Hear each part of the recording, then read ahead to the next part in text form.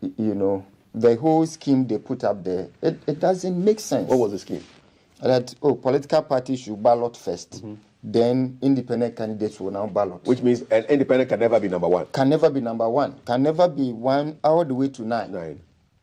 You felt it was unfair? It was unfair because what the Constitution enshrines is that every individual wanting to represent must have equal opportunity at all times, including the balloting, including the stakeholder meetings and engagements. Do you feel like you are being treated as a second-hand political... Exactly. And that is exactly what the EC is doing. And it does not give credence to what the Constitution provides for. The Constitution does not envisage at all how the EC is behaving. And I think that the EC needs to be called out. Even if it will mean some of us going to the Supreme Court to cause the EC to do the right thing, we'll do that. For the future? Well, probably for this election. The Supreme Court, knowing the exigencies of the matter, I believe, can expedite trial. Because there may be a lot more engagements. Looking at the intransigence of the Electoral Commission, even in the matter of the audit. Because the entire Electoral Commission's work is premised on integrity and fairness. What's the movement's position on the state of the register right now? To the extent that, in fact, we don't even have a copy of the register yet. They've not furnished us with one. Does the NDC, you have one? That's the previous one, but we are asking for... They've not given us any copy at all. Of the current register we're going to use in 66 days. We don't have any form of it. And why? Just because you are independent candidate, you are not a political party. It doesn't make sense. It doesn't. And an election must be free, fair, and transparent. In your estimation, is it free now? Free to some extent. Fair, not. Transparent, not at all.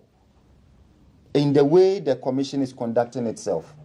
And that is why we are lost as to why the commission will not be interested in establishing its credibility. That is all the audit will do. And we must not see what Kenya saw. What did Kenya see? Electoral violence leading to a near civil war that ultimately had to be resolved in a coalition government of a sort. So when 2023 or 2022 we were having their elections, when the call for audit was made, it was done 2 weeks to the election. They conducted an audit. You'll be surprised what globally reputed audit firm that did the audit. Immediately after that, when they had the election, the outcome was largely received well by all. Because then we know that the register is credible. If you don't have a credible register, you cannot have a credible electoral outcome. It's not possible. Now, it is possible that this register, as the EC is saying, is clean. But that must be established in an audit so that we all go into this election without any doubts at all. But the EC seems to be wanting to operate in this very opaque manner, does not want to be responsible, does not want to be transparent and open with all stakeholders. It's not proper. And it is threatening the very peace of this nation post the elections. Have you written to the EC, Movement for Change? We have written to the EC. Have they responded to your letter? They have not even responded to the letter. About 14 days after. When was the last time you wrote to them? It was 20th September.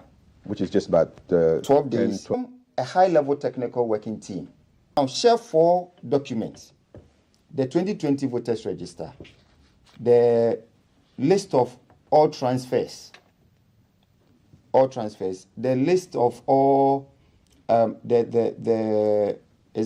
transfer that was done from 2021 coming, and the current register. When you share all these 4 documents, the various teams will look at it. Whatever they find that is a concern, they share with each other, including you, the commission. So everybody has it. So if I find one challenge, I share with all other 12, and we do that dispassionately. When that has been done, together with the EC, that technical working team goes through and resolves the issues one after the other. We propose actually today, 2nd October to 11th October, as a timeline within which this can be done. Then by 14th October, a final register based on that work is put out. This, we believe, would achieve a forensic audit. So we wonder what the Commission's interest is. And what the Commission is doing is increasing the level of suspicion about it. And the Deputy Commissioner, Dr. Bosman Asare, was asked by a media house, what would you lose if the audit is done? He said nothing, but won't do it. He said they lose nothing, but they won't do it. And it baffles one. It baffles one. So all concerned citizens must speak up. You see, usually when it comes to elections, we leave it to the candidates or the political parties, as though it's got to do with just them. It is not just the stakeholders or the political parties and the candidates. Every Ghanaian should be concerned. The clergy should be concerned. The traditional authorities should be concerned. Civil society is actually concerned. We've seen Dr. Kojo Asante of CDD say that the call for audit is fair and should be done. All concerned, clergy, the Muslims, everybody should speak up now, because peace is a process. It's not an event.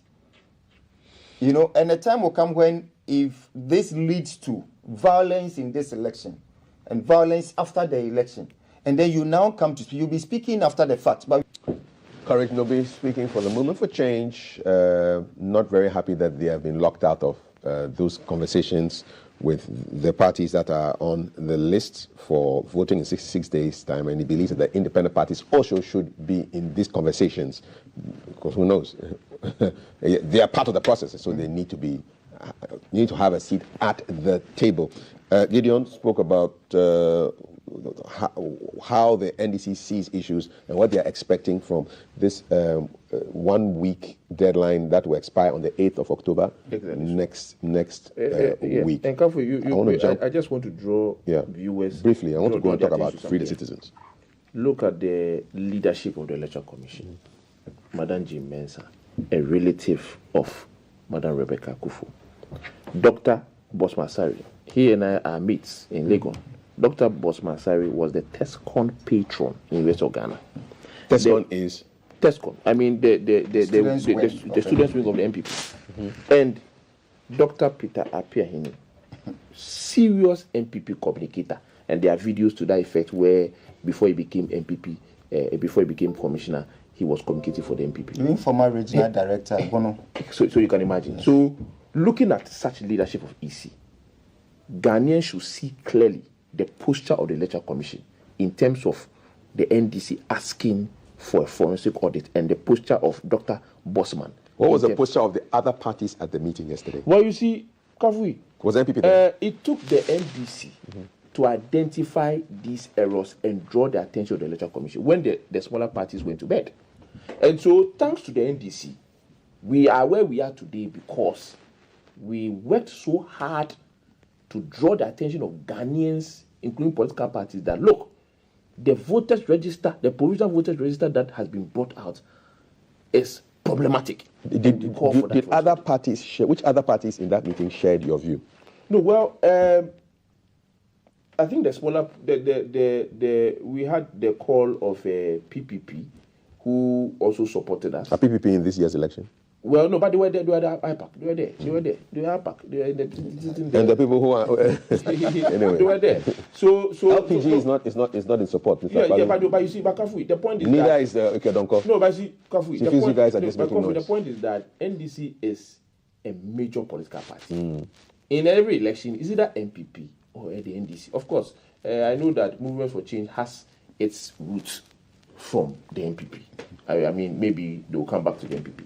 Now, but what we need to establish is that this election is not for political parties. It's for all of us. Can you imagine?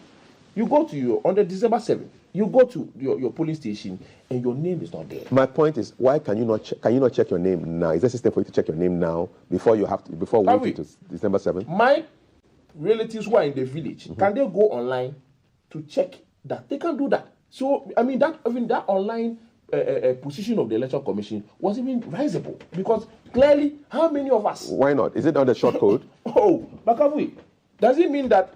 You see how simple it looks? It's because we are educated. No, but I'm sure the people in the village also use Momo. Don't they use Momo? Don't they recheck their balances? Even I have people who live abroad and I have to teach them how to even send Momo. So Kafui, that one is because you are not educated, and so you see how you simplified it. Yeah, but I think it's patronizing to think that everybody in the rural areas cannot understand mobile phone operations. We must be very candid to ourselves. We cannot just rely on short codes and say that everybody should know how to do it. Is the short code the only way to check your we have proposed what per our proposal. The EC has indicated that they would, do the online and also offline. the offline. Okay. Which we were actually advocating for. So there's no problem again. Yeah. So we are waiting for that 1 week. Okay. All right. Sure they do the right thing. Okay. So let's keep it there. Let's wait till 1 week, but we can't wait to. For 1 week, because after a week this protest would have elapsed. There's a protest that is happening tomorrow. Tomorrow through to 3rd to the 5th. Yeah. So in the wake of the Democracy Hub protest against illegal mining, there's a group that has served notice to the Ghana Police Service of its intention to embark on a series of peaceful protests. And they intend to embark on a peaceful protest to address critical issues in the country, especially issues of illegal mining, and demand the release of arrested protesters from police custody. So they are expected to converge at Okponglo, where the protest will begin and end at Independence Square, with proposed dates October 3 to October 5. And so they are basically saying that, they're going hitting the streets tomorrow. You're aware of this, Courage? Yeah, and I'll be there myself. Okay, tomorrow. You know the organizers? Yes, it's a coalition. Okay. So now we have the National Coalition Against Galamsey. Okay, it's a coalition against It's a coalition, okay. So different groups. It's different from the media coalition. Yes. Mm-hmm. So this is the Economic Fighters Group, Democracy Hub, Youth Republic, a number of them, about 7 organizations coming together. Mm-hmm. But I'll go through a list quickly, if you permit me. Oliver Baka Vomawo, Cedric Bansa, Michael Amofa, Emmanuel Ofer, Ni Ayi, Fred Boatin, Deportee Idrisu Yusuf, Wendele, Fanny Otu, Samuel Samako, Felicity Nelson, Nana Amo Mensa Prempe, Thomas Yeboah, Benjamin Ekufu Dakon, Dorcas Sherifa Sulemana, Emmanuel Atta, Alhassan Hudu, Grace Asantoa, Remsa Godson Jones, Isaac Ejapon, Shadrach Amoa, Otieku Alex, Raymond Sefa Boache, Kalian Kofi Komashi, Daniel Ejay, Sia Kwame Daniel, Kingsley Esiedu, Seth Kofi, Vera Gloria Louise, Ni Kwe Hammond, Dila Kwashi, Manuel Bacho Baini. You finished? Dorse Joseph, Agbevi Matthias, Ernest Echampon, Raphael Afo Williams, Razak Sulemana, Gerald Delim, Conrad Abubakar Sadiq, Belal Muhammad, Ebenezer Ankomenyi Otre, Nogbeji Kelvin, Priscilla Tobeo, Muhammad Ken Hassan, Tanku Nabong, that's Black Pyramid, Elom Abebio, Ama Governor, Emmanuel Jan, Emmanuel Kwabena Ado, Ziblim Yakubu, Obene Oheneba Prempe, Philip Ousu Kobna, Akisibik Desmond, and Von Kofi Sadiq Yakubu.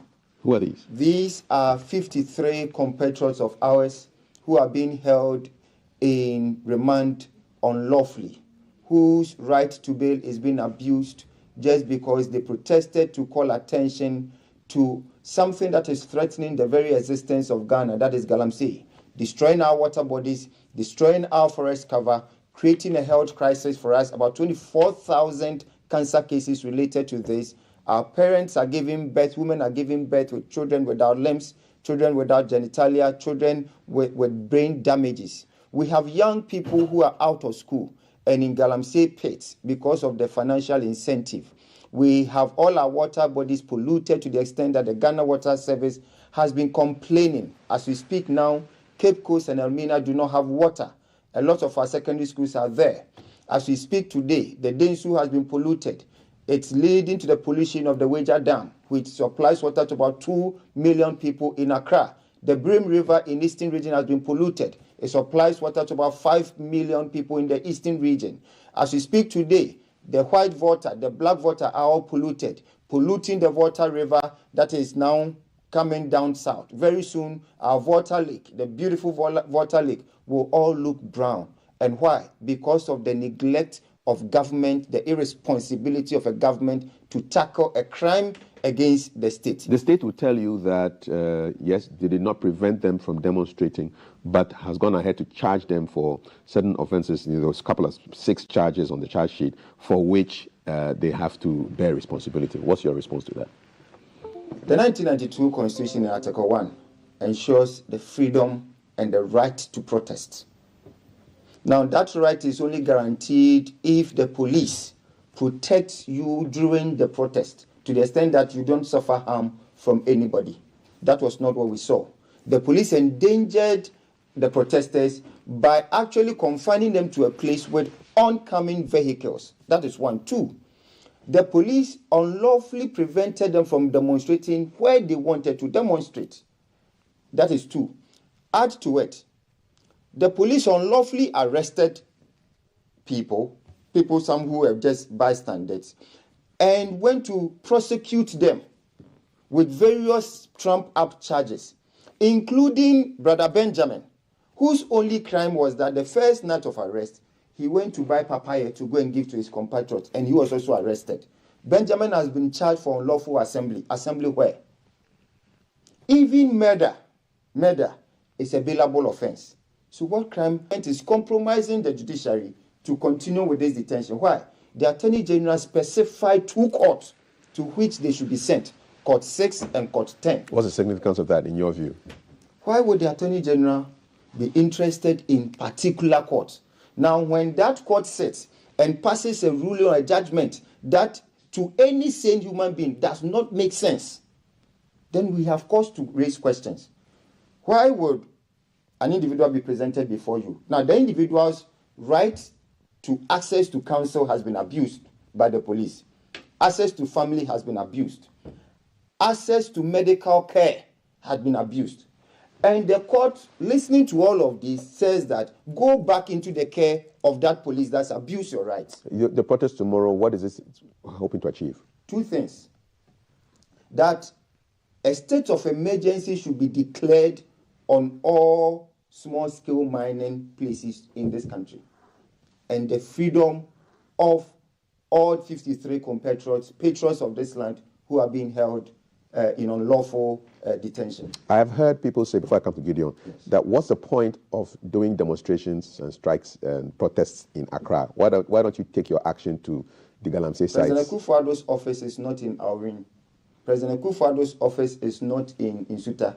The Parliament of Ghana does not meet in the forest of Bunso. They are the decision makers. They are the policy makers. They have what it takes. The president is the commander-in-chief of the Ghana Armed Forces. How about taking your protest to the chiefs, the people who allow the illegal activity to happen? The laws of Ghana entrust the resources of this country in the custody of the president, not the chiefs. The chiefs have no power over this. Any power you see the chiefs exercise, it is because of the vacuum that has been created as a result of the inaction of political leadership. And that is why we are taking the action to them. We pay our taxes to them.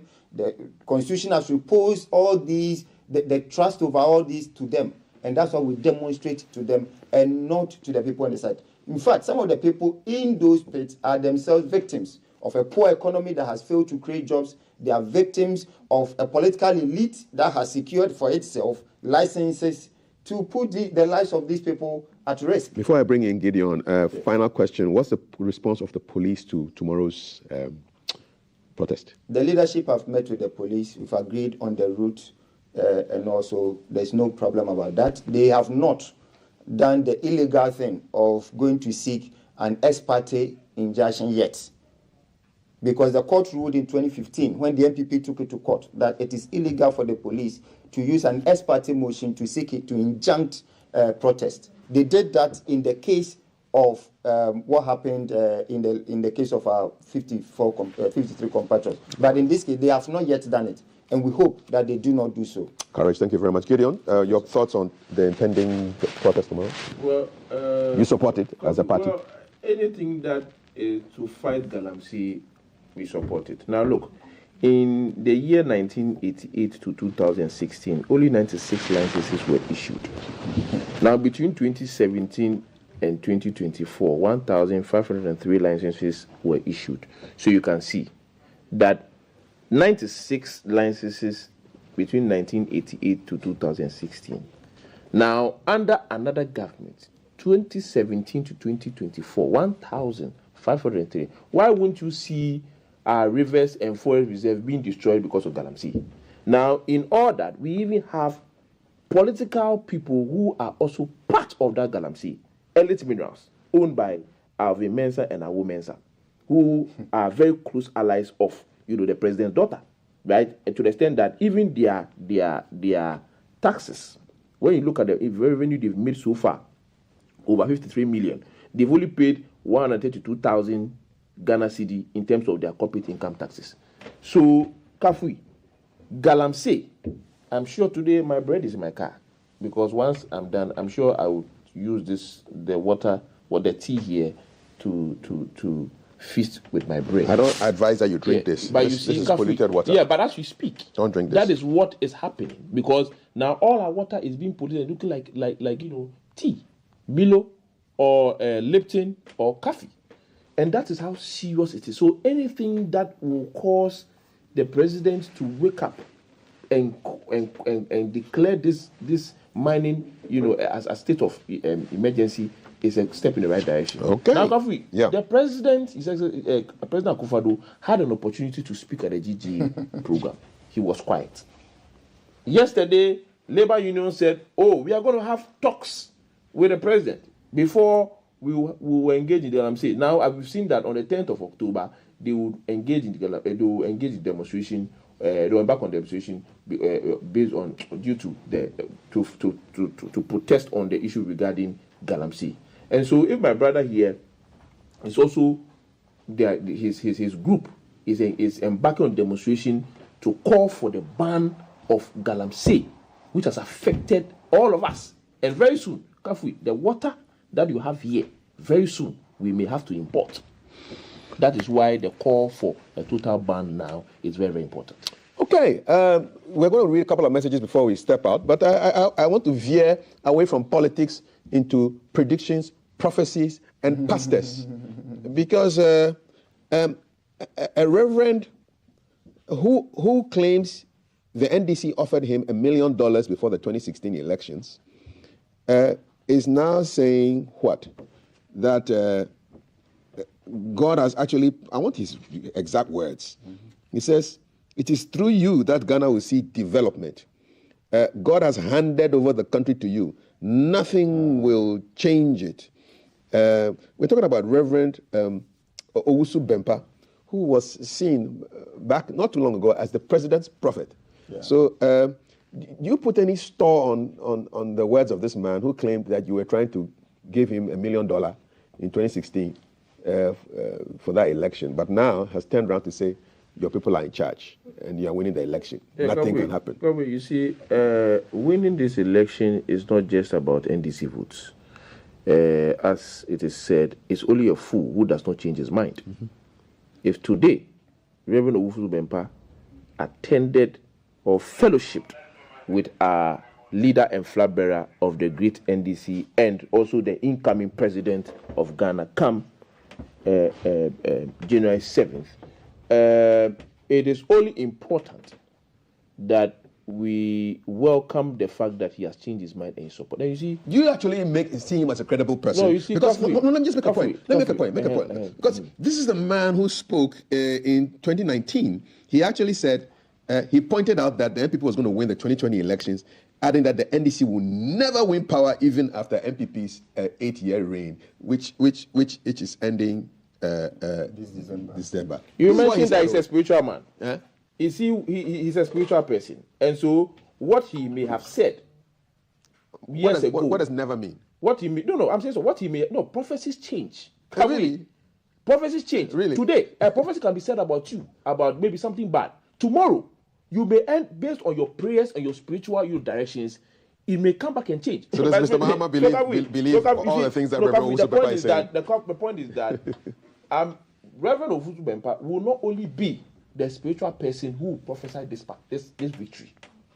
You could see the number of clergy who were there to fellowship with President Dr. Dramani Mahama, and you realize that those who prayed for him indicated for victory. And so, even if Akufo-Addo and Bawumia decide to join the NDC to win December, they are welcome. We will not close the door. Are we doing serious politics? Of course, no. It's just You see, Kafui, political we palaver. are not Prophetic going palaver. to have issues with someone who bastardized us years ago. He's a preacher. He's a man of God. And as a man of God, if a man of God prophesies into your life today about something negative, and tomorrow he comes out to say something, you don't say this is not credible. Unless the person is a false prophet. We also have false prophets, you know that. That's fine, but he's not working on his own. He is a spiritual person. How do you know that? You said it. No. I didn't say no. I didn't call him a man of God. I said he's a prophet. He says he's a Who's prophet. a prophet? Somebody who says he can see into the future. Who's a prophet? And we have false and we have truth. Who's a prophet? A prophet is somebody who looks into the future. But when he declared victory for the MPP years ago, It happened. and he has come and indicated that Ghana has been handed over to the NDC. Really? Actually, look, you see, the point is that, Kafi, we will not belittle spiritual matters. But we are also saying that we will not bastardize Reverend Owusu Bempah because of the things he said in the past. Okay, you forgive him? You forgive him? Why not? Okay. Everyone, even, I'm saying, if today, Akufo-Addo and Bawumia come to say that they are joining the NDC to win December, we are welcome. Is this for a skeptic? Is this like a political gimmick? Former president kneeling down and taking prayers. We have one of my spiritual fathers, Reverend. Which one? Wenger, Stephen Wenger. Okay. The general overseer of the Assemblies of God. One of my that's the church I attend. Okay. We have some country Ankara. We have the rep from Action Chapel. How can this be a gimmick? Okay. If you see even Reverend Stephen Wenger standing there, that is the general superintendent of the Assemblies of God, Ghana. Wow. What is he doing there? All right, but pastors now getting into politics. I'm saying that this particular man, at least, I can vouch for him because that's the tenant at the church. You know, he manages Cedar Mountain Church at East Legon. All right. What is he doing there? He will not join political gimmicks. He is there because he has been invited to fellowship. Gideon, can I speak on my own show? Oh, but you've made your point quite passionately. Yes. If you fail to win the election in December, would you call him a false prophet? If I fail, you say we will not fail. We will not fail. We will not fail. Briefly, courage. I think that because this affects you, it means you are losing. Oh, no problem. According to what the man is saying. If we open to Daniel chapter, 7. Hey, you are going there too? 21. Yes. It says that, and this is the Amplified Version. Okay. This sentence is by the decree of the angelic watchers, and the decision is a command of the holy ones, so that the living may know without any doubt that the Most High God rules over the kingdoms of mankind, and he bestows it on whomever, or the spiritual. Right. Per time, per season, God may appoint a particular person and reveal that to his prophet, that this is the person that I intend to rule over me, over the nation. The prophet may declare that. Sometimes it may be unconditional. Sometimes it is conditional. So there are circumstances where in the pronouncement, the prophet may go overboard. All right, in the way he pronounces. Is this for example, the one that says that, oh, God will never, and the NDC will never win elections again. That aspect may be out of personal character and inclinations and preferences. But if you look at the consistency of the schema of the prophetic, it is certainly to be believed. So you think that this will win the What election? he has said now that God has turned it over, I've heard other prophets say. Okay. The other prophets also saying to the contrary. Okay. At the end of the day, just like in the case of Micaiah, Micaiah was a prophet. 400 prophets said that the king should go to and he will win. Micaiah alone said, if you go, you will not return alive. And it happened. He did not return alive. And by that, we knew that Micaiah was the right prophet, and all the other 400 were false. At the end of this election, we will know. Correct. I don't know, say you know the word deep like that. Matiti, please, I can prophesy that you're going to give some messages. It's Bam to take over for the messages, and then, messages for me. Aside the spiritual, the political, read the messages for me, please. Whatever it is. But our viewers are joining your conversation. They find it interesting. This one says, good morning to you. Politics plays a crucial role in shaping the society we live in and the direction of our country takes. It's meant to be a game that creates a unified force and fosters national development, but unfortunately, it often becomes a ground of tension and strong animosity. Aaron Babakomisa says that. Good morning, bro. Please tell the panelists when they come to sit on TV, they should make sure they speak only the truth and not spin issues. And he says propaganda. We all saw what transpired at the commission yesterday. All the parties have provisional copies, and the EC has promised to make the revised one available in 2 weeks. We, the citizenry, are very discerning. Are there any prophetic messages at the end? At the top, let me see. This one says, Bossy and Imperos asked NDC fumbles and wobbles in IPAC meeting. The NDC failed to adduce cogent, convincing evidence to buttress its loud. It's just a lot of big English, but not really about the prophecy. All right, Matiti. But we thank are you out for of your time. messages. Thank you so much. We did invite the MPP to the table. I wish I could have prophesied that they were not coming here, but they didn't come. Of course, we have the Gideon who is the director, Greater Accra director for conflict resolution for the NDC. He made it, and we also had Courage Nobi, deputy director for policy for the Movement for Change. He also made it. You made it. Keep watching GTV Breakfast. We've got more conversations for you. Matiti will come back next time and speak with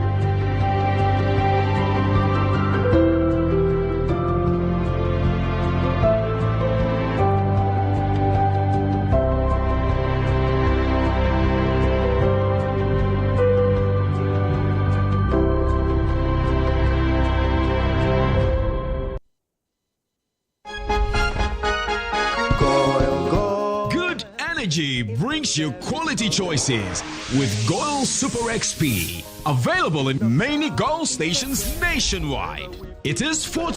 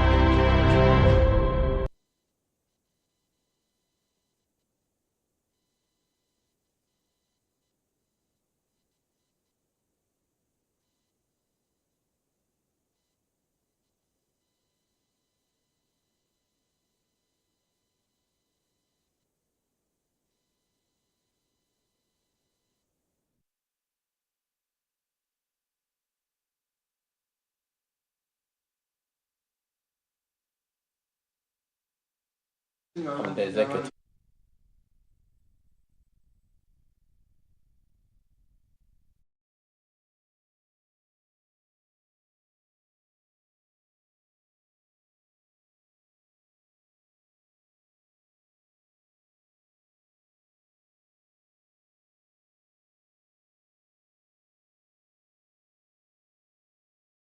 First, I am Altiti Saida Sadek, and it's 66 days to the election day, and we have our manifesto watch coming up pretty shortly. But we're sitting down for a conversation on financial literacy now, and the men to do this are in the studio. On my immediate left is Ebenezer Kortey. He is a lawyer. Hello, Mr. Kortey. Good morning and welcome to the show. Good morning, Mo. To Mr. Kortey's left is Trinibua Kodua, Executive Secretary of Ghana Association of Savings and Loans. Mr. Kodua, good morning and welcome to the show. Do I mention the name together, Trinibua Kodua? Yes. It's okay. TK. TK. Nice. Welcome to the show. Send us your thoughts and your comments or your questions on 055-556-1034 if you have any questions on financial literacy and you want some advice. Let me begin with you, Mr. Kortey. What's necessitated the educational campaign that you're doing, being on the breakfast show this morning? Thank you, Mo Titi. I guess this month is a breast cancer awareness month. Yes, sir. So permit me to use your big platform to make a brief statement on breast cancer awareness. As we all know, this month is a breast cancer awareness month. It's important for our women to check their status. We will strongly encourage our men to associate themselves with breast cancer awareness. They should assist and encourage their women to do same. And if they can also do it for them. Thank you, Titi. That's very important. Yes. Okay. So, financial literacy education is important in the financial space. It's important that MSMEs pay attention to financial literacy issues. So this is exactly what Bank of Ghana has put together. We need to build our capacity in basic financial skills so we can pay attention to financial planning, be disciplined in financial issues, and also be effective in financial management. So this is exactly what we are seeking to do. Right. It has been put together, as I mentioned earlier, by the Bank of Ghana, organized by GAMFIN, Ghana Microfinance Institutions Network, and the bill has been taken up by our development partner, GIZ. All right. Yes, so this is exactly what we are doing in the space. We are focusing on our MSMEs that, yes, it's important they pay attention to savings. It's important they pay attention to budgeting and planning. It's important they pay attention to loans and loan repayment. And more importantly, where they have concerns, it's important they know the channels they should use in getting their grievances and issues resolved. Thank you. Mr. Trinibua Kodua, give us a classical example of how, savings and loans availability opportunities have helped businesses or MSMEs. Thank you very much. And I associate myself with my brother, wishing everybody a breast cancer awareness month. At the same time, this month we are looking at cybersecurity. Okay. And this is also the month for customer service in our various institutions. And so walk boldly to any of the financial institutions of your choice. And you'll be served so well from next week, which is the customer service week. Are we expecting bottle of Coke and you can chill? Even get more than that. Okay, go ahead. You realize that just as my brother said, focusing on the SMEs, all these financial institutions we are working with have various products and services that are suitable for the growth and development of businesses. Again, we realize that SMEs form the majority of businesses in Ghana. And for that matter, anything that they do affect the economy to some extent or a larger extent, and families as well. And so, be it loans, be it savings products, or any financial services, just walk straight to any of your financial institutions, especially the non-banks that we engage in this campaign together with the central bank, and you are going to be served really, really well. Let me come back to you, Mr. Ebenezer. How can you ensure that, there's transparency when somebody is applying for support for their business or their MSME? Sometimes we talk about the enabling environments for these businesses to thrive for young people. Yes, thank you, Motiti. So it's important for the applicant to know exactly what they want. And it's also important for the applicant to open up to their financial institutions on the issues that concerns them when it has to do with, for instance, savings, account opening, and loans. So it behooves on the applicant to open up to their bankers or the financial institution. That is number one. It's also important for the financial institutions also to open up to the applicant on the products that are available. When it comes to pricing, they have to lay bare issues concerning pricing of the product. For instance, if it's a loan product, if you charge, let's say, processing fee, you need to let the applicant know. The Bank of Ghana has been really concerned about hidden charges. Yes, that's something that's topical with customers. It is so. It is a two-way thing. The applicant opens up to the financial institution on what exactly they want. That the financial institution has a responsibility also to open up to the applicant on the product and services that are available. Beyond that, the terms, conditions that concern these products and services must also be made known to the applicant. For instance, we have situations where, because the applicant is in need, they don't pay attention to the terms and conditions of the product. So maybe situations will force them to append their signature or thumbprint without pay attention to the details of, for instance, the loan agreement. So this is exactly what we are talking about. In fact, you are not under compulsion to sign the agreement there. You can ask them to give you the document, go back, take your time, go through. If you cannot read or write, number one, it's important for the financial institution to explain the content of the document to you in the language that you understand. That is the first one. When you also request for the document, they must give you the document. You can look around and give the document to whoever can read and explain the content of the material to you. So you are not under any compulsion to sign the document at their offices. That is number one. One of the things that a lot of people are also not paying attention to has to do with the guarantor system. And we are saying that, for instance, the guarantor is seen as a secondary borrower.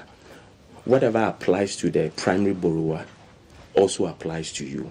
So the guarantor has the responsibility to know everything concerning the loan. It's important we pay attention to that.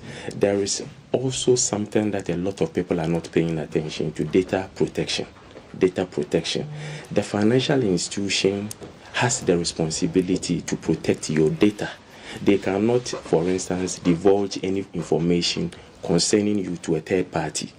And it's important we pay attention to that. Unless the court or the law permits them or orders them to do so, that is different. And the registered ones are bound by this, like the correct financial institution. Yes. So where the financial institution discloses your information or data to a third party, then you can take the financial institution on. So these are the kind of engagement we want to have, and also to bring to the attention of the public. Definitely, knowledge worth sharing.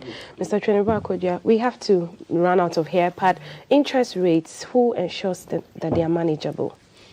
Thank you very much, Titi. Ghana has a liberal market, and therefore the central bank, who is the regulator, has not set any cap, Okay. but rather give the framework upon which financial institutions can operate within. And that is why we set up the Ghana reference rate. So one of the key drivers of high interest rate in these financial institutions when you are borrowing from them has to do with our penchant or our desire to go for high interest rate when we are depositing.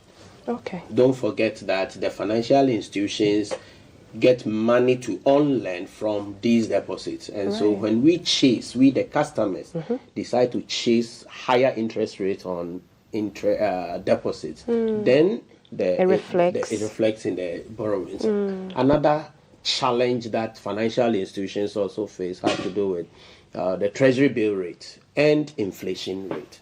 So these are key indicators that affect financial institutions. And that is the reason why, as a customer, when you want to borrow, first scan the market. Don't wait until you are in difficulty before you look for a financial institution to associate yourself with. While you are not in immediate need of funds, start associating yourself, identifying a particular financial institution who understands your needs. Otherwise, it will become very urgent that you take anything that comes your way. Right. Another thing, if you don't need the money, don't go borrow. Don't be influenced by other people and chasing you, come and borrow, come and take money, interest-free loan, collateral-free loan, and these things. But when you also take the money, use it for the intended purpose. Again, when you have a challenge in paying the money, don't wait until the financial institution come chasing you. Walk to the financial institution and talk to them. Okay. They are also humans as you are. Maybe if you are dealing with any financial institution and you may have a challenge or a problem with them, go to them, raise your challenge or complaints. If they are unable to solve it, you can call the central bank. And if you permit us, we can give out the central bank's number. Yes, please do. That please. Any customer of a financial institution. Please do. 0302 665 005.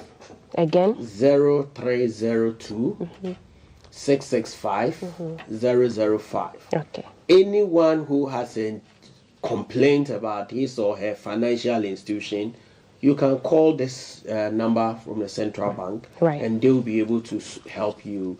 And we wish everybody the very best, and we love everyone that we are doing business with. Those are the savings and loans, rural and community banks, microcredit, credit union, Susu collectors, and microfinance companies. Okay. We cherish our customers. I'm sure those who borrow from you also love you until it's time to pay. But Mr. Conte, in a minute, yes. Final word then. Thank you, Titi. So I think we need to draw the public's attention to this, that they should do business with only licensed financial institutions. And they must insist that these institutions produce their Bank of Ghana operating license before they do business with them. Right. Titi, we are not talking about the Registrar General certificate. We are not talking about the operating permit issued by the assemblies. We are talking about the Bank of Ghana operating license, because this allows you to operate in the banking space. The second issue I would quickly want to talk about has to do with planning and budgeting. The month has just begun. Please let us not engage in impulse buying. Let us not engage in impulse buying. Okay. Let's plan, let's budget before we spend. Then quickly, the last thing will be for us to track our expenses, so we know where exactly the monies are coming from and how much how we are spending these monies. Thank you, Titi. We would have you back on the show, Mr. Conte, because those are very valuable financial tips. And yes, elections is upon us. Christmas will be upon us, so track your spending and spend wisely, and look for licensed by the regulator, the Bank of Ghana, the central bank, before you go borrowing. Sometimes you may tend to look like you're a difficult customer when you're asking for these things, but they save you at the end of the day so that you don't find yourself wanting. I've been speaking to the men who have explicitly explained financial expenditure, financial literacy. Mr. Trinibu Akodja, Executive Secretary, Ghana Association of Savings and Loans, and Mr. Ebenezer Court is a lawyer. This has been brought to you by the support of the Bank of Ghana and GAMFIN and GIZ. There's Manifesto Watch up next after this break. Stay with us.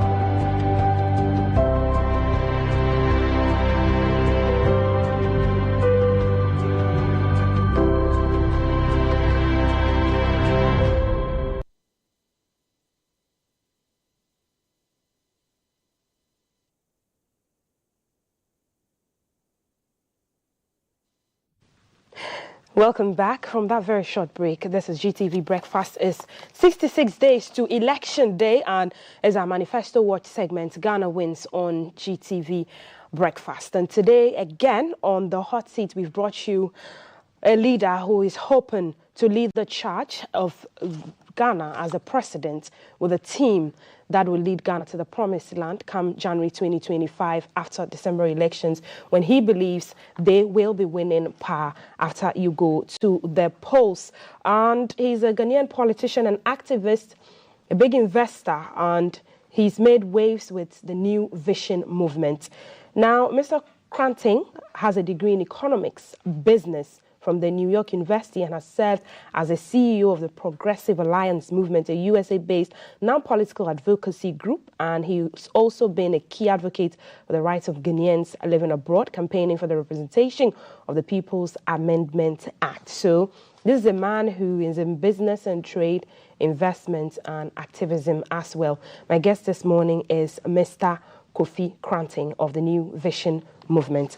Mr. Kranting, good morning. Welcome to the show. Maltiti, how are you doing? Well, sir. Nice to see you. And thank you, and happy Breast Cancer Month. Right, thank you. And to all the women, all the mothers, our sisters, it's a time for us to resolve, and we wish everybody well to recognize the moment for how important it is. Right. And to get your screenings done. It's important, right? I know you've talked a lot about it. Yes, but, ultimately it is. Yeah, we're not taking it serious. Obviously, we're feeding everybody, giving everybody the lethal injection. You know what the lethal injection is? What's the lethal injection? Oh, you don't know? She doesn't know. I mean, what are you guys doing all day? You didn't tell her? They're injecting us with a synthetic pharmaceutical that's illegal, and it's poisonous, and it's killing us. You had some this morning. I did. Yeah. Did you eat? Did you have tea? Yes. I had a bit okay. of So tea. she had some this morning. It's called Galamsey. Oh. Yeah. I would have the bottle of Galamsey water here so that we'll know how you are willing or going to deal with that. But I've seen that key in your policies is something called the threesome. Threesome, mega threesome. Now, The mega ladies, don't threesome. get excited. I see her laughing. No excitement. Okay. Mega threesome is a serious matter. Mega threesome is number one. Listen, for everybody else who wants to bring about a change in governance in Ghana, there is absolutely no way you're going to be able to change anything in Ghana, Mal, if you don't do these three things. Change the Constitution. This is not about hugging the Constitution, doing a review like, President Mahama is saying, let's take a look at it as a lot of people have proposed. No, you need to change the Constitution because it's a document that legalizes criminality. The Constitution has undergone several reviews and amendments. Obviously, it You wasn't still think- effective. Was it effective? They still see stealing. Are they not stealing, or you're not paying attention, Mal? Are you paying attention? Then you know they're stealing. You see, that's why you can't answer me, because you know they're stealing. And that's why we need to change it. If we don't change it, Ghana is not going anywhere. So number one, we need to change the Constitution. Number two, eradicate corruption. Everybody talks this nonsense about, oh, we want to do this. We're at 24-hour economy. It doesn't serve the country to bring a bigger basket to fetch the water if it leaks. You don't solve corruption, a 24-hour economy is useless, right or right? Because with a 24-hour economy comes a 24-hour corruption. How? Differently practiced, like how it's practiced in the West, and that's why it's being touted by other political parties. No, we cannot. Listen, aside from New York, I have lived 37 years in New York. No other country has a 24-hour economy, except for Ghana. We're coming to 24-hour economy. It's the most ridiculous statement to make because we don't have the components for a 24-hour economy. Competencies, complexities, and connectivity. If you don't have connectivity, you don't have complexity, you don't have competencies, you can't build a 24-hour economy. Even if you have the human force, the labor force. What's the labor force going to do? Unemployed youth. If you have a labor force of 1,000 million people and they are incompetent or ill-trained, what will they do? Multi-T, let me ask you this. If we had everybody in Ghana working, does that mean everybody in Ghana is going to make money? Or we're going to elevate the economy? No. Sorry. No, because it depends what we are doing. You could sell all the warmers you have, all the sare, you know what sare is? When you say sare, chewing sponge. Oh, okay. You could sell all the apotoyoas, and is that going to make us money? If you don't have something that other people in other countries want from us, then it's an internal consumption. If I take from your pocket and put in my pocket, we are a family. We haven't elevated our income status as a household, right or right? You see? I want you to give us a grand picture of how you're going to tackle corruption.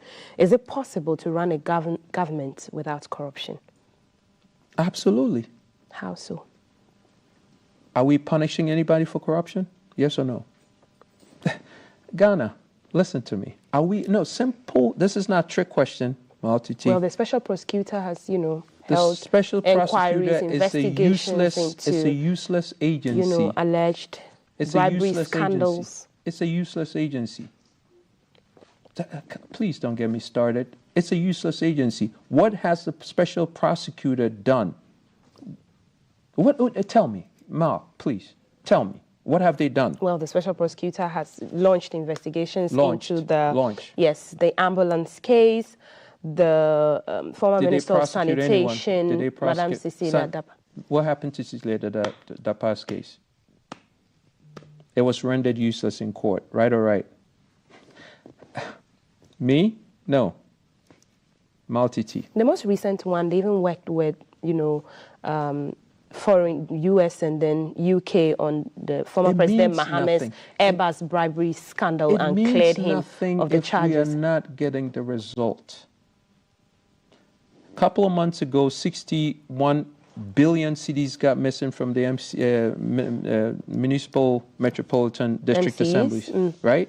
How much were they able to retrieve? Out of the 61 billion cedis gets misappropriated, how much did we get back? Do you remember? About 43 million. The report said to write the balance off. Insanity. Apparently we have a special prosecutor. What did that do? You're not, Mr. Cranton, you're not bringing your own special prosecutor? The systems are there. None of them are effective. What systems are you bringing then? So now let's talk. So, as far as corruption is concerned, I'm going to solve corruption on 3 levels. At the administrative level, okay?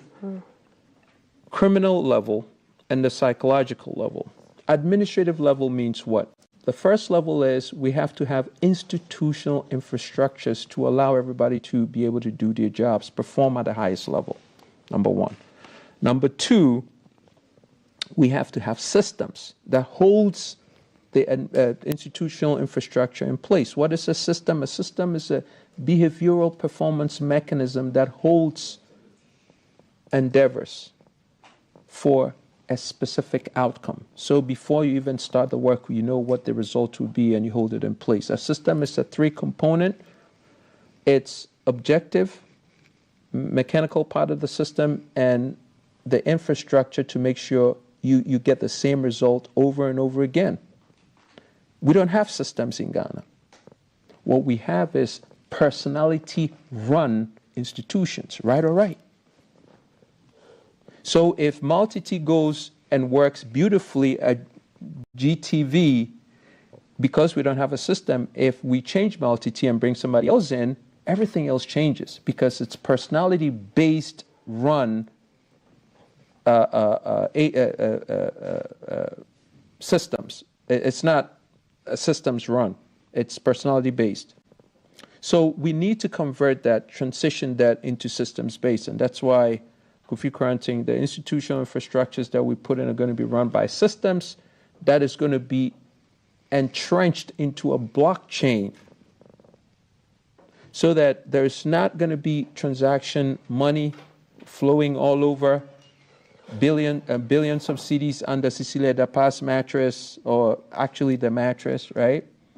What's going to happen is it's going to be just transactions are going to be made on debits and credits. Debit memos, credit memos, that's it. If I have to pay you money, I don't give you a check. I don't give you money because on the way home, you could take some of the money and buy something. Are you with me? But if I give you a credit memo, it's on your computer. So if you have to give that money to a contractor to do a job, you just send them an email and say, here's your credit memo, $2 million, go do the job. Isn't that easy? And it's controlled by a blockchain system. So because of the algorithmic nature of the registries on how that's going to be able to transact, you cannot do anything with the money except for sending it as a debit, as a credit. This is a system that can be beaten. I don't know that how. That cannot have corruption infiltrated. Listen, even Langley doesn't use that. This is airtight. It's certainly better than what we're doing now. Is it feasible in Ghana? You have an iPhone, right? Or you have a Samsung. It's on the same platform in terms of passcode, encryptions. They use iPhones and Samsungs, all the most top brand phones. The motherboards, the encryption of the motherboard, they enjoy the benefits, certainly. They don't want the people to enjoy the benefits. See how hypocritical they are? So you cannot tell me that, oh, Kofi, can that work in Ghana? Psst, duh, they're using it already. We're not just using it for the people of Ghana. Right. Let's talk about the third one, the National Development Plan for the next 50 years. How different is it from what the National Development Planning Commission is already doing in Ghana? It's a useless organization again. because the NDC, right, with 200 million to build 5,000 units, they only built what, 1,500? 1,500. They owe Ghana 3,500 units. Did they complete the project? Yes or no? I know she doesn't have any answers for me. That means I'm right. 3,500 units are in deficit. When MPP comes in, what are they planning on doing? First of all, the project needs another 112 million. You spend the 200 million, you only build 1,500 units, and now MPP takes over and says, oh, we need 112 million just to bring the 1,500 units up to scale so we can sell them. Forget about the 3,500 that they didn't bring. So now, and all of a sudden, guess what? The reason why we need to do a national development plan and entrench it in the Constitution so that these jokers will not come in and change pathways for Ghana. Every time they come, NDC starts a project, MPP comes, they abort it. They don't finish it. MPP starts a project, NDC comes in, they abort it. What is going on? And then you bequeath the liability onto Ghanaians to pay for it, and nobody says anything. Is that not a joke of a country with these leaders? And we want to go vote for these same people? Are we crazy? How different is it going to be under the New Vision movement? National Development Plan. We sit down with thinkers, planners, specialists. We plan the country for the next 50 years with 4-year timelines. Very specific. Nobody changes it. Once it's entrenched in a constitution, when you come in, you follow suit. Period. What's difficult about that? You have this National Development Plan Commission. Is it entrenched in a constitution? Yes or no? Simple question. This is not a trick question. Is it entrenched in the Constitution? Yes or no? You don't have an answer for me because it's not. You know what that means? Because anybody could come in and change that pathway. Right or right? Again, not a trick question, but I am right. Yeah, exactly. Ghana's debt stands at over 7 billion Ghana cedis currently. No. Take that back. Go back. 742 billion. 760 billion as we speak. Right. What's the New Vision movement going to do Simple. About that debt and ensuring that Ghana doesn't go down the doldrums again or go to borrow? Simple. Very simple. Very easy. We have, let me tell you something. Multitude. This is painful. Okay, so let me start here. Western region is 13,842 kilometers squared. Western region. Okay. The whole of Tokyo is 13,452 kilometers squared. Do you get it? Mm-hmm. That means Western region is bigger than Tokyo by almost 400 kilometers squared. Now, this is the gotcha. Tokyo has 37.1 million people living there. Go there and you see. 37.1 million. 37.1 million. When you get to Tokyo, seamless, perfection everywhere. Perfection everywhere. It's the highest of the human spectrum of the human experience. Tokyo. Okay. Go to Western region. 2 million. Chaos everywhere. Now the point I'm making is the whole of Ghana, 35 million, we could put into Western region if we build it properly. You think Western region has potentials like Tokyo? Who makes potentials? It doesn't come from heaven. Guess who makes it? Thinkers. Multi-level spectrum thinkers. Not these binary thinkers. These level 5 crypto qubits. Multi-level spectrum thinkers to build that Tokyo. Now, let me answer your question. The reason why I'm making this comparison is if we bring everybody in Ghana into Western region, what happens to the rest of Ghana? We could block off all the places that we have for Galamsey, and then the rest of Ghana we could develop into agriculture. Okay, so we put $10 billion into agriculture. The output from agriculture, we feed all the agro-based industries and we add value. To everything that's coming out of agriculture, we add value. When we add value, now we could bring it to an export quality, global export quality, export things, and then get foreign exchange reserves back, right? When you get foreign exchange reserves, what do you do? 3 things. You pay down your 760 billion CD debt. Number 1, you bring it to manageable levels. Number 2, you put some into your central bank, which is Bank of Ghana, so that if you have to go out into the commodities market to shop, you have foreign exchange reserves. We don't have that right now. That's why we liquidate all the forks on the roads and it tanks your city. That's why your city is at 16. And then the third thing you do with a foreign exchange reserve is to expand your horizontal integrations in industry, expand industry base, so you could produce what you use in Ghana. How difficult is that? Are you building more factories? Are you reviving the 200 factories that Dr. Nkrumah No, built? we're not reviving, we're building new ones. Because the 200 factories plus that Nkrumah built are outdated today.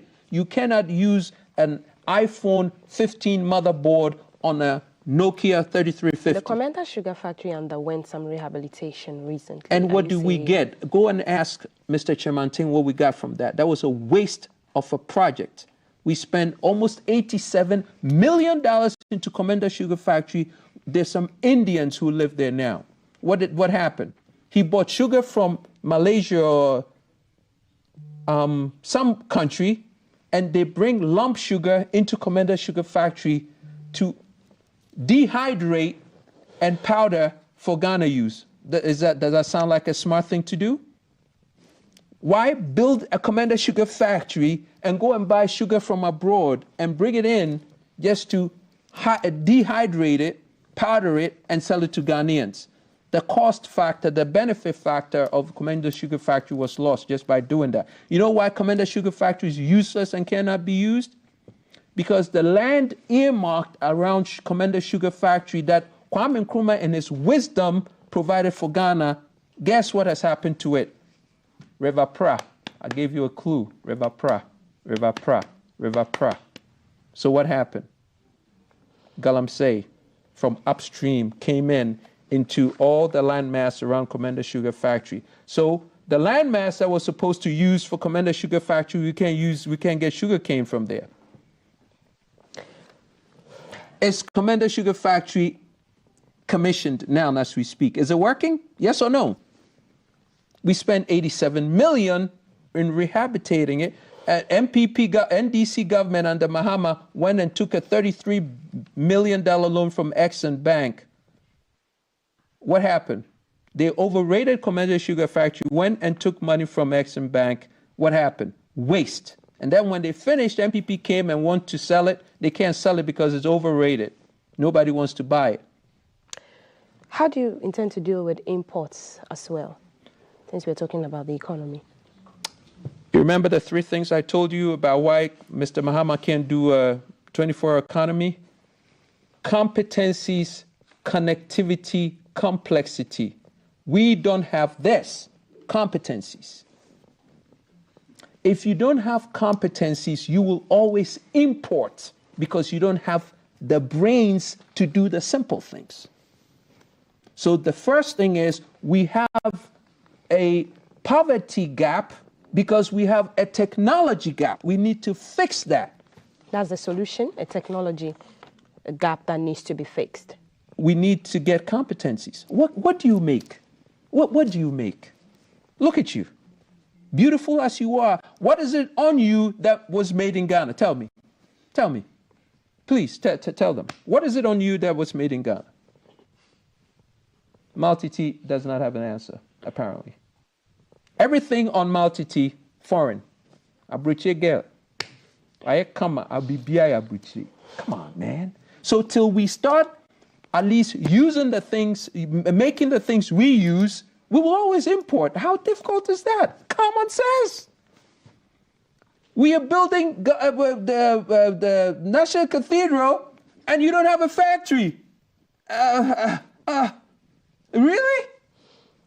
And then you finish and you say, oh, how are we going to solve our import problem? Go and ask the National Cathedral to tell you how you do that. Senseless leaders. Senseless. Senseless.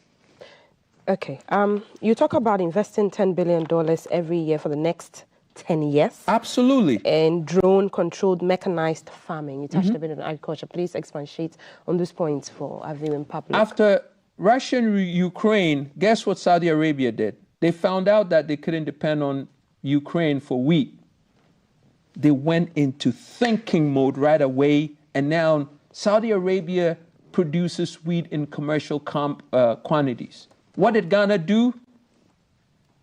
Monfa bakose monfa steer ne mame. The other one says monfa plane ne mame. The president got on the plane and went to Ukraine to beg for food. Did you not read it?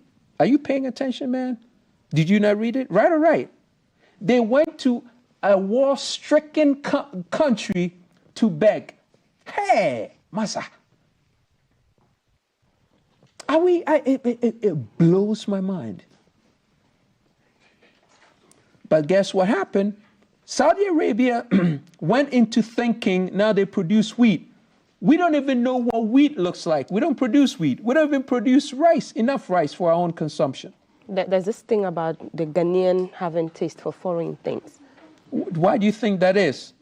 Because we don't, competencies, baby, competencies. If you don't do things well, when did you last find Ghanaians flying abroad to go to a chop bar? Do Ghanaians get on a plane to go to a chop bar? You know why they don't go to London or New York or Tokyo for a chop bar? Because nobody beats the Ghanaian chop bar. When you finish eating the chop bar, your hands smell for the next 3 decades. You know why? Nobody tops them, because when it comes to chop bar, you can't beat Ghana. So if you do things well, guess what? People will buy from you. So the reason why Ghanaians have a taste for foreign goods is because the things that we make here in Ghana are not done at the top level of quality. What's Ghana's biggest problems? Leadership. Leadership. That's your solution. No, Change that's leadership. not my solution. That's the problem. If you had the right solution, if you had the right leadership, the leadership would be humble enough to understand that to build Ghana, elevate Ghana, you need to assemble a mastermind of specialists. Till you've built and put together a mastermind of specialists who put together systems and develop structures. And from the structures, they erect standards. And from the standards, you build models of success. Ghana will never change. Because from the standards of success, you have excellence in leadership. And the purpose of the excellence of leadership is to promote that which is good, talent, competence, skill sets. And then with the same excellence in leadership, you punish corruption. Anything substandard, you bring the axe down to cut. And with that model, you have a functional government system that keeps this whole model in equilibrium. It's total homeostasis. That's how you do it. Okay. You're watching Manifesto Watch on GTV Breakfast, and today we're sitting with the leader of the New Vision movement, Mr. Kofi Krating, and he's espoused his threesome policies. That's on, changing the constitution, eradicating corruption at the core as well, and his national development plan for 50 years. Send us your thoughts and comments on 055-556-1034. That's our WhatsApp number. Alternatively, on our GTV Ghana stream, we're streaming live on Facebook. You can leave us your questions there. What do you see Ghana to be in the next 50 years, aside from the investing of the money that you'll be putting into the country in the next 50 years? You said you were trying to raise and change the GDP, by 73%. No. Reduce government by 73%. Tell us about that. Well, government is too large and useless. Government is useless. Will 10 ministers be efficient? I've seen that. You said you have 10 If you know what you're doing, 10 ministers, 10 ministries. If you know what you're doing, it's simple. Go to Singapore. I went to Singapore. I went to the National Development Ministry. I looked like a fool because I came in there and put Ghana's plan there. They looked at me like, what? With 33 million people? And what's the output? This is a simple process. That's why I talk about science-based, data-driven, human-centered. If it's science-based, you have data that you're working with. Data doesn't lie. Science does not lie. You boil water at 100 degrees. When you heat water at 100 degrees, it boils. It would do that in Australia, in Ghana, in China. Science does not lie. But when you operate on feelings, then there is complication. Are people here, MPP, NDC? No. What makes you the best man for the job? Don't you hear? Do you have any doubt in you that I don't know what I'm talking about? What has equipped you to believe that your experience makes you the because best I've person? gone around the world. Everywhere in the world I have been. And I've spoken to the most specialist of their people, the most competent of their people. I've sat them down and said, how did you do it? And they've taught me stage by stage. That's why I know for a fact that we have a leadership problem. These guys, level 1 thinkers. Does it not blow your mind? Don't we have lithium? We have lithium. We do. The president comes and says, well, vice president wanting to be president, comes and says, hey, when I come into power, everything is going to be, all the churches, all the cars going to be... digitalized? No, use e-power, electric. Right. You just renewable energy. Yeah, you just gave your lithium away. You give your lithium away, and now you are talking about coming out with e-cars, electric cars. How'd you do that when you gave it away? These people, the guy who goes around and builds toilets and talks about it like he accomplished something. He wants to be president when your counterparts are going to the darker side of the moon, talking about microbiome technologies and dissecting deoxyribonucleic acid and seeing the possibilities of extending life beyond 100 years. You're talking about building toilets. Practically in your life, what can you show us as evidence that you can manage Ghana? You could go to Travelers and find out. I worked for the largest company in the world, and I was a systems developer. I developed systems. I've been CEOs or vice president everywhere I've gone because of the high level of thinking. And that's what I've done. And you can question me on anything and I'll prove to you. Okay, I would want you to touch on youth, youth in creative arts, youth in sports, what your policy is on that. But because we're talking about electric cars, let me hear your thoughts on energy. Okay, well, listen, we have the hydropower, the solar, which is expensive for the ordinary Ghanaian. It's expensive because it's not been positioned properly. Okay, so what we need to do when it comes to renewable power is we have solar. We're not using any solar. Solar is very expensive and it's not as efficient also. But what we could do is the government could invest and supplement and incent people to go into solar to bring the use of the grid down and then redirect the grid into industries. See, the problem with our energy is not the lack of energy, it's the lack of common sense. It's a management problem. We have excess. If we didn't have excess, we would not give other countries power. So we have excess. So why do we have Dumso? It's purely management. Our people don't have the mental capacity. So your solution is managing it better? If we manage it better, we have excess. If we didn't have excess, we wouldn't be giving it away to other countries. Do we not give it away to Multity? Please help me. Do we not give it away? How could you give something away if you don't have excess of it? Then you're a fool. But because you have excess, that's the justification for giving it away.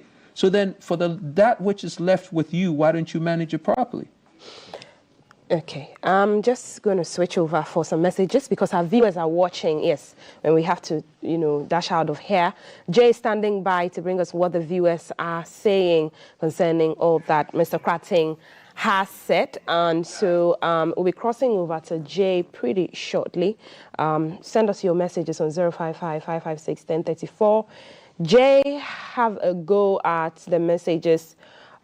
Yes, technically, there's a challenge, short one, but we will go to the messages pretty shortly. Mr. Krating, youth, yes, youth in creative arts and sports. What are the youth policies that you're, putting at the forefront? We have neglected the youth. We have done a huge disservice to the youth.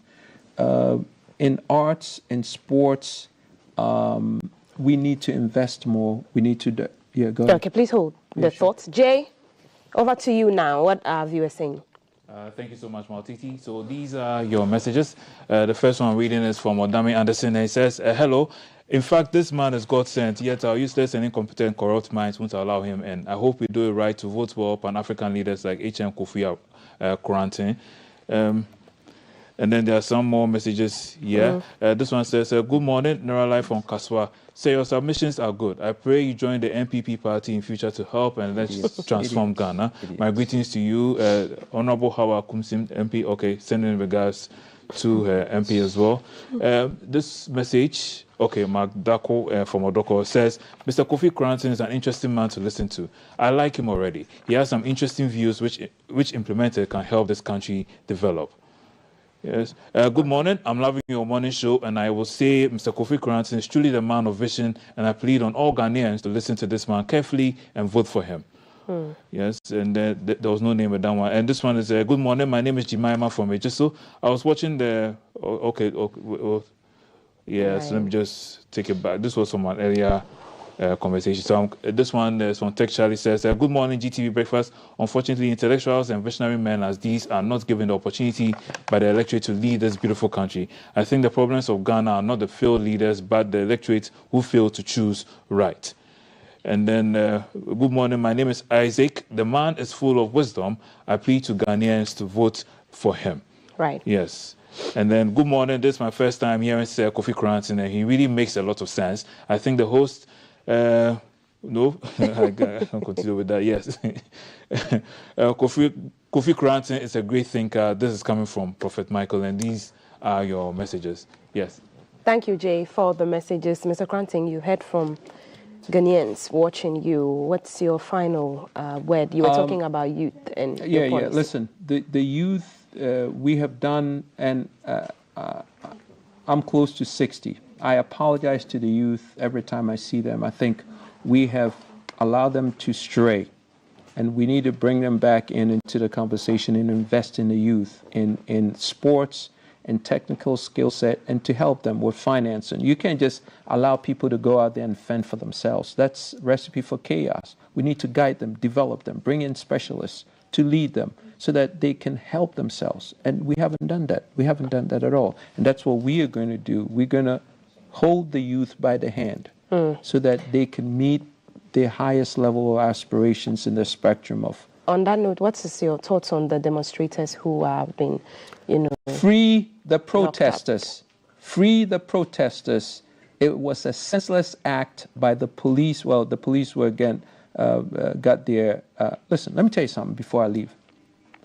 If the part of the charges is these guys, I heard the Attorney General talk some nonsense about, they destroy property. Does that make sense to you? They destroy property, so you arrested them. You are injecting these people with lethal pharmaceuticals. Well, let me ask you something, Multitude. What's the most valuable thing on planet Earth? Take a guess. The human being. Right or right? Do you doubt that? Talk to me, please. Multitude froze. She refuses to talk to me.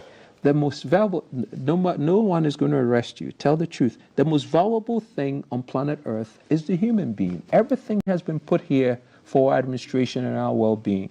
Okay.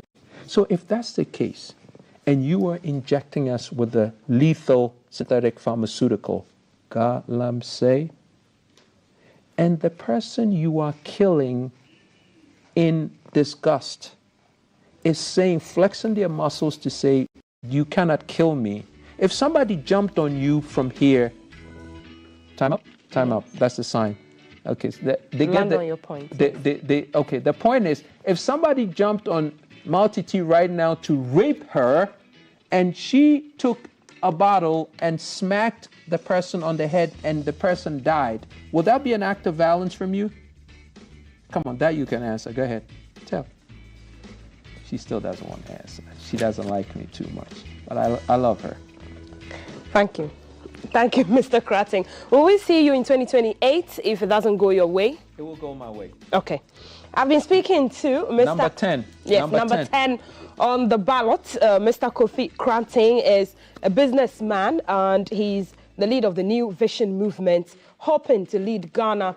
And on your screen, you can see his policies that he's espoused this morning. Topical is his threesome, changing the constitution, eradication corruption, and the National Development Plan for 50 years.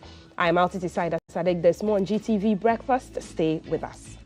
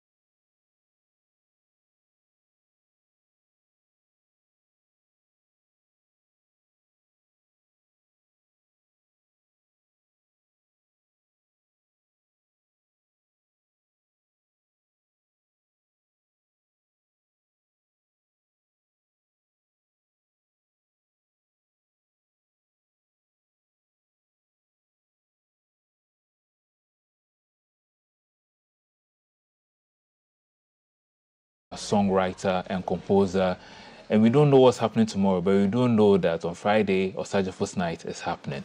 My next guest is Strigmatic. Good morning, sir. Good morning. You're welcome. Thank you. My goodness, that song has transcended like since you released it. Is this something that still surprises you anytime you hear that track? Yes. I think yesterday I posted on social media that I get surprised the effect it has on people, even in this time. Looking at when we released it, I mean, it always beats my mind. But you know, earlier when we were having a little conversation, and you were telling me how shy you were, and I was very surprised about that. But then I saw the remix to My Life, and I realized that we see AC, we see Walasi and all that. But it's like I hardly remember you being in that video. In the video, yeah. And it's like how getting all those greats as well on that track, and it's like for them to fit into your pattern, your rhythm, and everything. How does that feel like? Well, it feels good. I mean, I think that all the artists on our line, you know, we stand for one thing.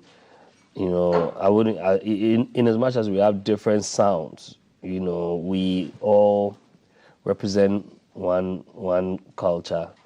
And myself, Manifest, AEC, Walasi, I mean, if you listen to our music carefully, you can tell that there's some connection one way or the other. And so it was easy for them to say, oh, let's jump on this one, let's make this happen. Yeah, you know, it's a classic. Yeah, it's a classic.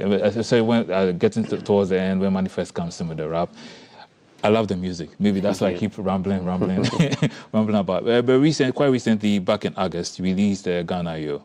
Yes.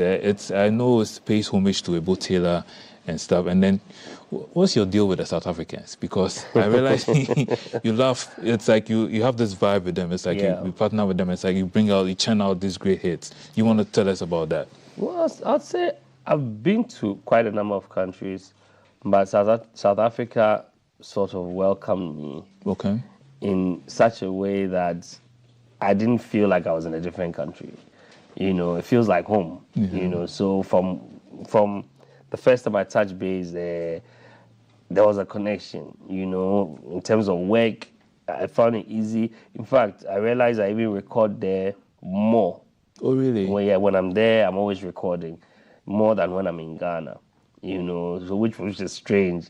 You know, it looked like my it's like my spirit is alive, you know, whenever I'm there. You know, I'm not saying it's not the same in Ghana, but I'm just saying that for me to be in a different space, and for me to be embraced that way, it meant a lot to me. And that's why I always do things, you know, around them or with them. Yeah. So should we be afraid that the South Africans can come for you? I don't think so. I'm too Ghanaian for that to happen. But yeah, it's a place that I would even love to explore more. You know, even with different other things. So and then speaking about Ghana Yo, paying homage to Ebo Taylor and all, it's like we have the homage to him, and I realized that when you listen to the beats, I'm not that conversant with beats like that, but I realized that there's this piano fusion. Yes. So it's like the producer you had on it. Tell us about the process, like bringing it. So I've been speaking with Ebo Taylor's team for a while because I love Ebo Taylor, you know, and in fact, the song I really love from him is Heaven. I wonder why. No, you know, when you look at what I love about his music is his arrangements. It's just mind blowing. Where he places his horns, where it's just mind blowing. So I chanced on some of his records. I sent it to the producer. I was like, look, for them to respond, just create something. I'll guide you through the process, and then but I want something that's still going to be urban, still going to be new. You know, like fresh. You know, let's not keep the sound as it is, because everybody would expect me to do like a typical Afrobeat song. You know, having to have Ebo Taylor. And when we sent it, you know, to our surprise, you know, it was like, I love this one, I love this one. And I said, let me quickly jump on it. And in recording it, Esvila also came to the studio. He heard it. He's like, he needs to put a verse on this one. And Esvila is one of like the big names in SA. I mean, if you look at his streams or even his YouTube, he has about 3 million views. Yeah. You know, so he jumped on it. Epic Minds, who's a producer, already have a track with him and a Cameroonian, which we released in South Africa. Yeah. And so that's how we built the Okay, so should we look forward to more from the both camps and everything, you and Epic Minds and no? Yes, I have. In fact, I can actually say I have songs that could make an EP for really? him. But I have so many songs recorded in South Africa. I have a song with Azana. I have a song with Mtunzi. So many of them, you know, which have been released there. One of the biggest ones is with a DJ, which I think has given me the most streams. Yeah. You know, in my career. In your career, yeah. You know, so. It's a good place. It's a good place. Yeah. My prayer is they don't steal you away. No. I realized over the weekend we were celebrating another legend. Yes. That was Daddy Lumba. Yes. And at this point, having been privileged to be a part of the performance for that birthday bash and everything, I just want to know what Daddy Lumba and his music means to you. So there was a period in my life, and I used to hang out with this childhood friend of mine who later owned a cab. So like he'll pick me up. This is when I was just trying to come up. Yeah. And he loves Daddy Lumba. And like he would always like play his songs. And like now I got used to listening to the song. Yeah. Now I must say, like we would sing, like it brings me memories. You know, we would sing, we would dance, like, you know, those were very good moments. And my dad, obviously, at home, my uncles, everybody listens to Daddy Lumba. Who doesn't listen to Daddy Lumba? You have like a favorite line or a favorite song, you can just give it, serenade us just a bit with it. He has a song that I like. He said,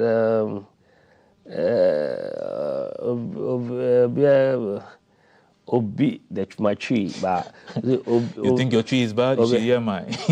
No, my tree is good, but I speak a lot of Ghana. So, yeah. Obi, I always say something about dirty money. Okay.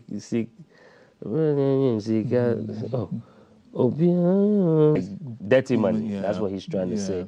And I love that song. Yeah. I love that song. Yeah. Earlier you were speaking about how much of an inspiration it is to you and your father listening to it. Like, And the day, you know, anytime, and it's true. Sure? Anytime most people have seen him is on stage or on TV, and he's been able to keep that, keep himself as a brand over decades. You know, which is amazing. Which is something every talent should look at beyond the music. He's been able to keep himself, keep his brand.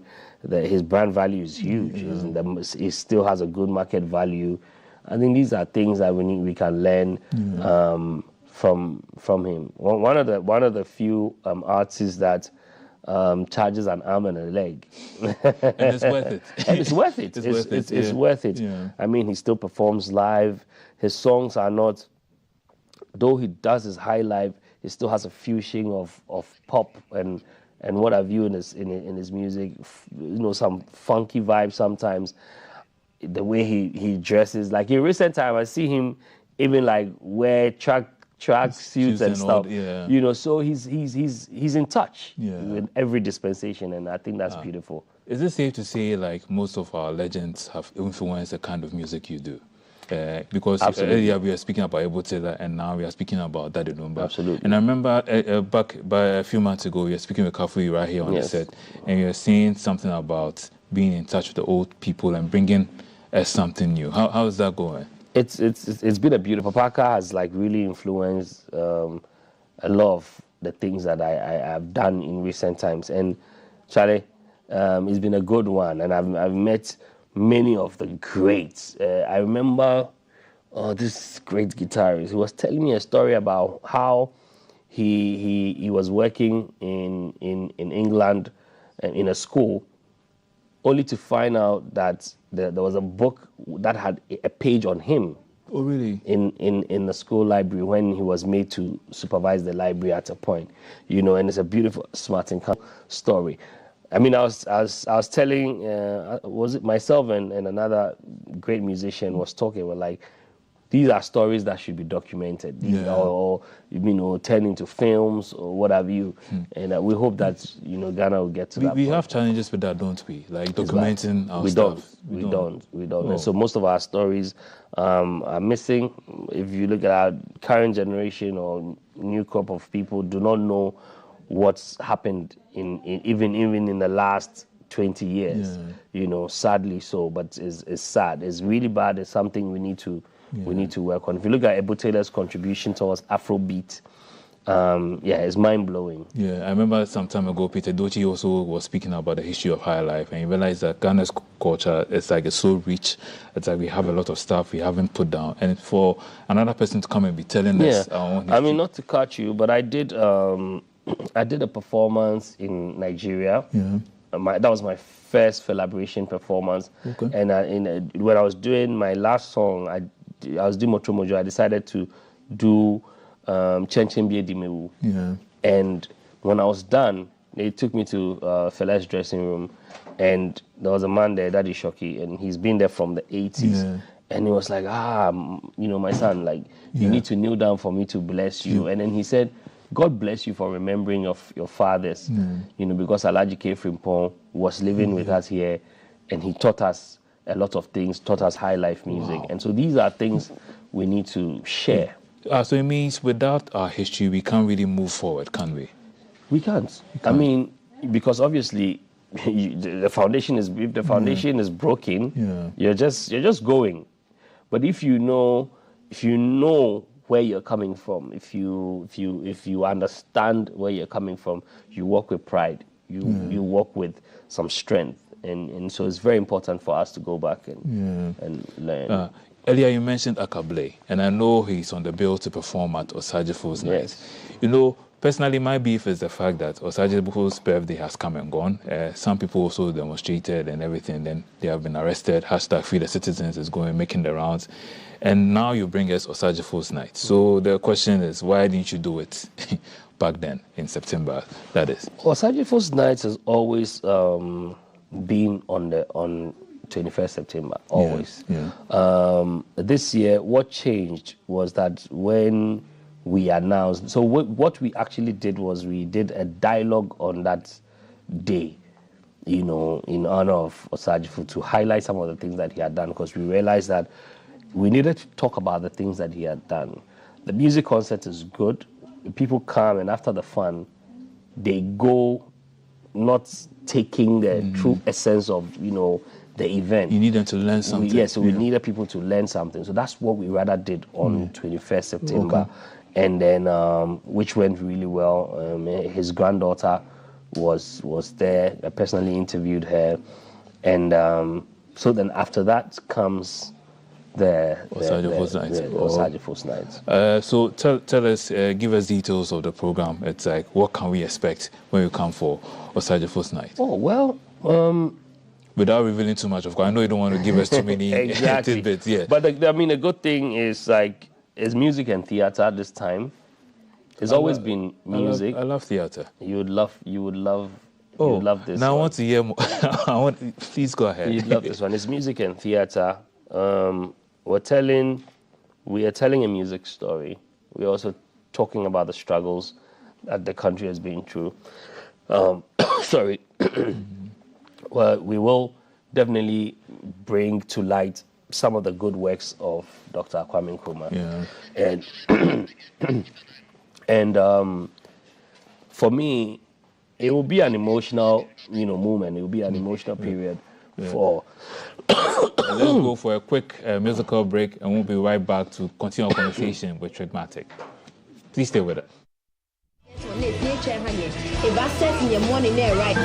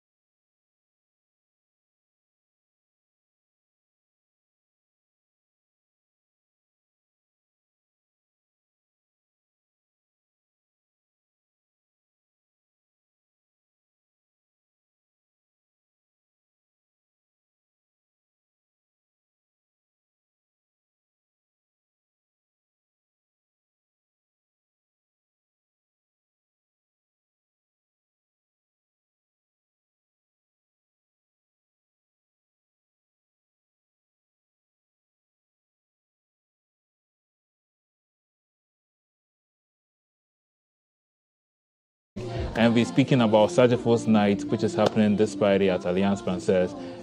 You were sharing some of the details with us earlier. The early hours of the day, between 3 and 6, we would have an art exhibition by artists inspired by Osajifo. And they would display their works. Some would want to sell. And so if you're a lover of art, even if it's sculpture, just come by, check some of the things. It could be even fashion, if you love fashion. And then by 6 p.m., the music concert starts. Myself, Akable episode, George Black. We will be on the stage, and we're doing this in collaboration with the Bibi Goma Group. Okay, I see AEC as well, AEC, Asase as well. Yes, Nana Asase. So Nana Asase will be telling a story. Yeah. So it will be a whole story.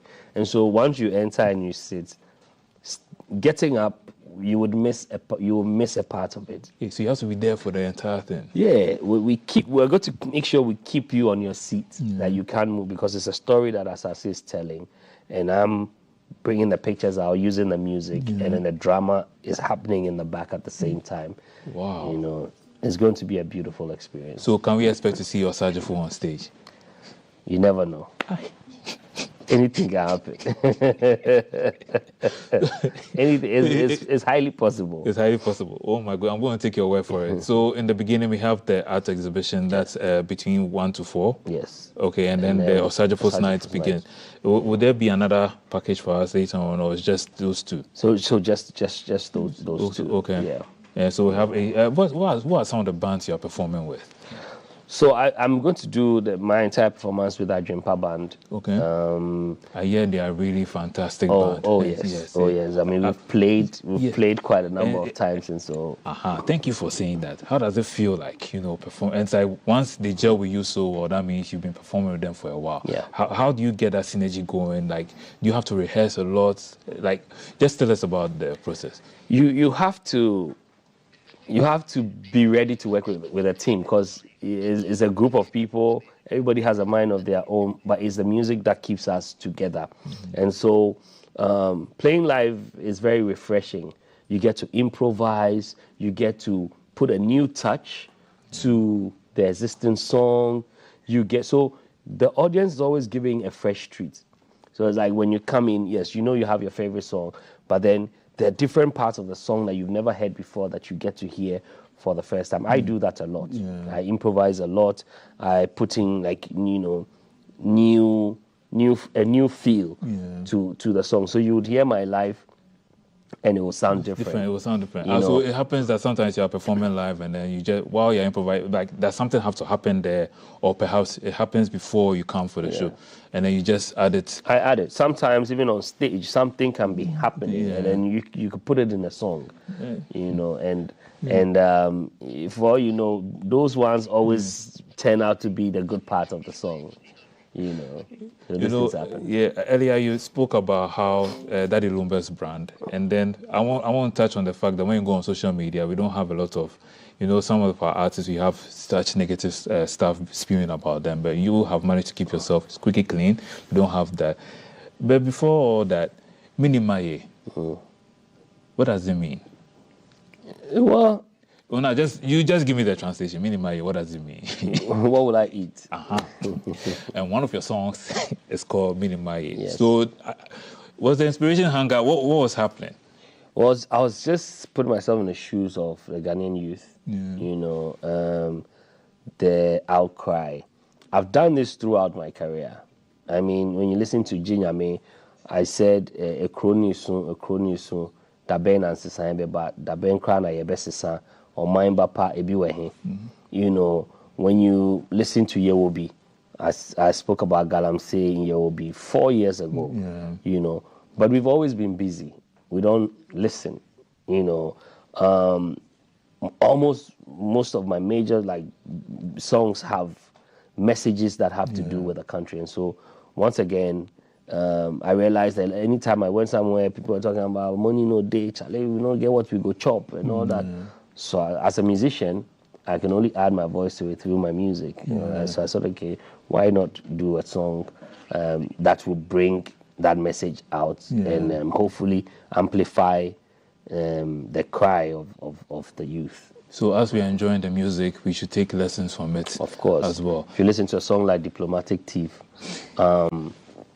it's talking about everything that's happening. And these songs were done years ago. And they're still relevant in these times. I think maybe that's one of the reasons why my life has endured all these years. Yes. Going over social media, I still see you sometimes perform it, and it's like the reaction, it's still fresh, like so genuine. It's like, you know what, time will not allow us to continue this whole conversation. But I remember earlier speaking about Daddy Lumber's brand, and you're speaking about now he wears sneakers and all. But how come you've kept yourselves like squeaky clean, even though you're giving us lessons in your music? Some way, somehow, controversy avoids you, or there's stuff that happens that we don't know about. Oh, well, I'm human, and so I'm not immune to error and those things. But however, I try to keep to myself. I try to mind my business. But also by the grace of God, I believe that God has kept me through this journey. It hasn't been just about me. It's been God. My journey has been God. I remember somebody asking someone, how did you become a billionaire? And then, the Americans, the British will tell you, oh, I did some investments and stuff. You ask the African, it's been God. It's been God since day one. Yeah, it's been God. Osajifos Night. It's happening this Friday, but I just want to give you the final word. Tell us about it, why we should be there, what's happening, briefly, and then we leave the studio. Well, I think it's going to be a good space to learn, to enjoy at the same time. Learn as in, we will exhibit a lot of the works that he's done. We'll have pictures, you have videos, and so come and see some of the things. Music will be live, so if you enjoy live music, come. It's also going to be a good space for networking, because some of the invited people that we have coming through, because it's Trig and Friends, Trigmatic and Friends, some of my friends that are coming are very good contacts that you love to network. It will be a good space. Come and enjoy good music. Aka I'll be performing with Akablé. I'll be performing with Episode. I'll be performing. Just Black is performing, as well as AEC. Performing with AEC, and Nana Sassi will be there to do his thing. And so you can't miss this one. Yeah, so is it free though? It's going for 100 CDs. Go on my website, trigmaticmusic.com, and you can purchase a ticket via Momo or your card. Yeah, so listen, I know moving forward we should be expecting an album from you soon. Yes. Yeah, I know I'm putting you on the spot. No, but yeah, an album is coming soon. It will be my 6th album. Oh, okay. Yeah. It will be. Thank you so much for speaking with us this morning. Thank you. And I'll see you come Friday at Alliance Masses. You need to be there. That's our conversation with Trigmatic, and that's our show. Thank you for tuning in.